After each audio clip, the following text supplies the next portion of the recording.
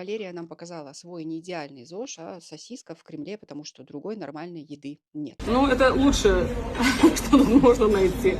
Но меня зацепило другое. В комментариях Валерии порекомендовали функциональные коктейли. На что интеллигентно Валерия ответила, что, вы знаете, я вам тоже могу много чего посоветовать. Вот тут ключ. Это может выглядеть странно, что сосиска круче, чем функциональные коктейли, но так оно на самом деле и есть. Функциональные коктейли, как привычка, часто гораздо хуже, чем разовая сосиска, потому что это ультрапереработанный продукт. Смесь белка, ароматизаторов, подсластителей, загустителей, эмульгаторов.